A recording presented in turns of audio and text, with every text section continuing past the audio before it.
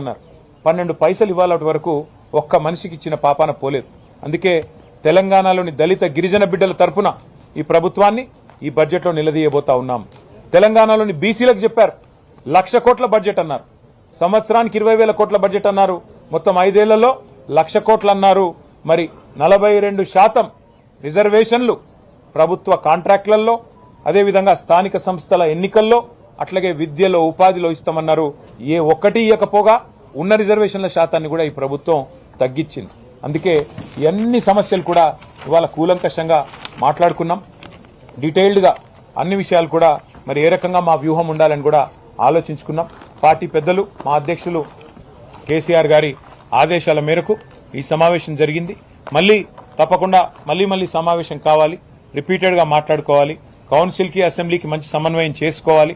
దాంతోపాటు ఇంకా కొన్ని కార్యక్రమాలు కూడా అనుకున్నాం. అవన్నిటి విషయంలో కూడా భవిష్యత్తులో మళ్ళీ పత్రికా సమావేశాల ద్వారా మీకు తెలియజేస్తాం. దయచేసి ప్రభుత్వాన్ని ఎండగట్టే క్రమంలో, ప్రభుత్వాన్ని నిలదీసే క్రమంలో మీడియా ప్రజాస్వామ్యంలో మరి 4వ స్తంభం మీరు, తప్పకుండా మీరు కూడా మీ వంతు పాత్ర పోషించి మాకు సహకరించాలని చెప్పి కూడా విజ్ఞప్తి చేస్తూ, ప్రజల తరపున మిమ్మల్ని విజ్ఞప్తి చేస్తూ మరి ఇక్కడ దాకా వచ్చినందుకు మీ అందరికి కూడా ధన్యవాదాలు. నమస్కారం.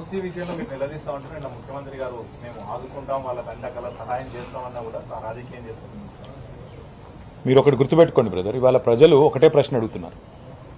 ఇదే ముఖ్యమంత్రి గారు చెప్పేదేమి, మాకు అప్పు పుడతలేదు, నన్ను కోసినా రిటైర్మెంట్ బెనిఫిట్స్ ఇవ్వలేను, డిఏలు ఇవ్వలేను, 6 గ్యారంటీలు అమలు చేయలేను, నేను మహిళలకు 2,500,000 ఇవ్వలేకపోతున్నా, రాష్ట్రం అప్పుల కుప్ప అయింది అని చెప్పి ఒకవైపు తప్పుడు మాటలు చెప్పేది ముఖ్యమంత్రి గారు.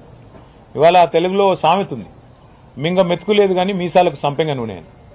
నీకు ఈ రాష్ట్ర ప్రభుత్వంలో మీరు రావడానికి ప్రధానంగా మీకు ఓట్లేసిన వారికి, మీకు 6 గ్యారంటీల పేరుతో మీరు ఇచ్చిన హామీలు 100 రోజుల్లో అమలు చేస్తామన్న వాటికి 1 పైసా కేటాయించే తెలివి లేదు. రైతులకు రైతు బంద్ వేసే ముఖం లేదు. ఇదే ముఖ్యమంత్రి నెల రోజుల కిందటే కదా హామీ ఇచ్చింది. మున్సిపల్ ఎన్నికలు అయిన మర్నాడే 9,000 కోట్లు రైతు బంధుకి వేస్తానని చెప్పారు. మున్సిపల్ ఎన్నికలు ముగిసి నెల రోజులు అయిపోయింది, ఇప్పటి వరకు 9 పైసలు కూడా వేయలేదు. అందుకే మేము అడుగుతున్నాం, ముందు మీరు ఇచ్చిన హామీలు నెరవేర్చండి, మూసి కట్టండి, ప్రజలకు మంచి పునరావాసం కల్పించాలని అడుగుతున్నాం, ఇండ్లు కూలగొట్టొద్దని అడుగుతున్నాం. మేము మూసీకి వ్యతిరేకం కాదు, కానీ మీరు చేయాల్సిన పని చేయకుండా ఒకవైపేమో అప్పుల పాలైందని చెప్తూ, ఒకవైపేమో పైసా లేదని చెప్తూ, ఒకవైపేమో తప్పుడు మాటలు చెప్తూ, మరొక వైపు మూసీలో 1,00,000 కోట్లు ఖర్చు పెట్టి నేను ఇది చేస్తా అది చేస్తా అంటే మిమ్మల్ని ఎవరు నమ్మాలి? మీరు చేసేది మూసీలో ప్రక్షాళన కాదు, మూసీలో మూటల వేట, ఢిల్లీకి డబ్బులు పంపడానికి మూటల వేట, మూసీ బ్యూటిఫికేషన్ పేరిట లూటిఫికేషన్ ఏదైతే చేస్తున్నారో దానికి మేము వ్యతిరేకం. మూసీలో జరిగే దోపిడీకి వ్యతిరేకం, మూసీలో జరిగే లూటీకి వ్యతిరేకం, మూసీలో మూటల వేటకు మేము వ్యతిరేకం తప్ప ప్రజలకిచ్చిన హామీలు నిలబెట్టండి. ముందు 2,500 మహిళలకు ఇవ్వండి, 4,000 పెన్షన్లు ఇవ్వండి, రైతులకు రైతు భరోసా 15,000 ఇవ్వండి, స్కూటీలు ఇవ్వండి, విద్యా భరోసా కార్డులు ఇవ్వండి. ఇచ్చిన తర్వాత మూసీ సుందరీకరిస్తారా, లేకపోతే ఇంకే 10,000 కోట్ల ఫీజు రీయింబర్స్మెంట్ బాకీ ఉన్నారు మీరు, అవన్నీ ఇవ్వండి ముందు. అవి ఇచ్చిన తర్వాత మీ ప్రాధాన్యాలు ఏంటి? సుందరీకరణనా, లేకపోతే మూసీ సుందరీకరణనా, లేకపోతే ప్రజల జీవితాలు బాగు చేయడమా? అందుకే మొన్న కూడా మేము రాజేంద్ర నగర్లో చెప్పింది కూడా ఒకటే, మీరు పేదల ఇల్లు కూలగొట్టకుండా, పేదల కొంప కొల్లేరు చేయకుండా, మేము నాగోల్లో ఒక 5 కిలోమీటర్లు చేసి చూపెట్టిన విధంగా ఎవరికి ఇబ్బంది కాకుండా సుందరీకరణ చేయండి, మాకు అభ్యంతరం లేదని చెప్పాం. దాంతో పాటు 6 గ్యారంటీలు కూడా అమలు చేయాలనేది మా డిమాండ్.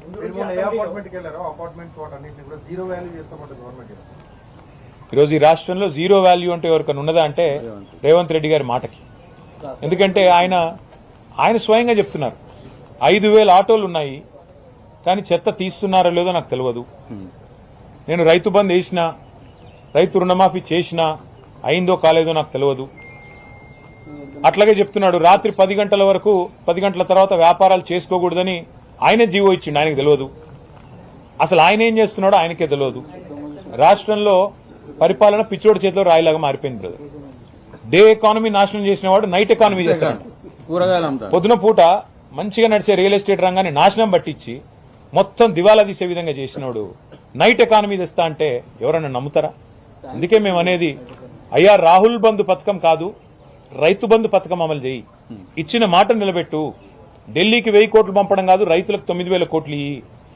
ఉన్న ఇల్లు కూలగొట్టినోడివి నువ్వు హైదరాబాద్ లో ఇల్లు కట్టినవా? ఒక్క ఇల్లు 2.5 ఏళ్లలో. నేను మొన్న కూడా చెప్పాను, మళ్ళీ చెప్తున్నా, హైదరాబాద్లో ఈ ప్రభుత్వం 2.5 ఏళ్లలో ఒక్క ఇల్లు కట్టినట్టు రుజువు చేస్తే నేను రాజకీయాలు వదిలేస్తా అని చెప్పాను. చూపెట్టమనండి. మేము కట్టిన ఇళ్లకు 3 రంగులు పూస్తే ఇల్లు అయిపోదు కదా. మేము ఇచ్చిన ఉద్యోగాలకు కాయిదాలు ఇచ్చుడు, మేము కట్టిన ఇళ్లకు 3 రంగులు పూసుడు, ఇదా నువ్వు చేసే పని? మేము కట్టిన ఫ్లైఓవర్లకు రిబ్బన్లు కట్ చేసుడు, మేము కట్టిన కొత్తవాల్గూడ పార్కుకు పోయి రిబ్బన్ కట్ చేసి నేనే చేసిన డబ్బా కొట్టుకోవడం, ఇదేనా మీరు చేసేది? అందుకే మేము అనేది, నీ మాటకి ఇయ్యాలా ఈ రాష్ట్రంలో విలువ లేదు, నీ పొజిషన్కి విలువ లేదు, నీకు జీరో వాల్యూ ఉంది. ఇది తేలిపోతుంది భవిష్యత్తులో, మీరు చూడండి. Thank you. చూద్దాం. వారు ప్రజాస్వామికంగా ఉంటే మేము అంతకంటే ప్రజాస్వామికంగా ప్రజల తరపున ఉంటాం. అందుకే కదా ఇంత డే లాంగ్ సెషన్ పెట్టుకుంది, మేధావులని పెద్దల్ని పిలిచింది, మాట్లాడుకుంది, అన్ని రకాలుగా ప్రిపేర్ అవుతుంది. అందుకే కదా ప్రజాస్వామికంగా ప్రభుత్వం వ్యవహరించాలని కోరుతున్నాము, వ్యవహరిస్తారని ఆశిస్తున్నాము. లేని పక్షంలో మళ్ళీ ఏం చేయాలో పెద్దలు కేసీఆర్ గారితో కూర్చుని నిర్ణయం తీసుకుంటాం. పార్టీ అన్నాక మా నిర్ణయాలు మాకుంటాయి బ్రదర్, మా ఆలోచనలు మాకుంటాయి, తప్పకుండా మా వ్యూహాలు మాకుంటాయి. అందులో భాగంగా మా పార్టీ నిర్ణయం తీసుకుంది, దానికి అనుగుణంగా. థ్యాంక్ యూ అందరికీ.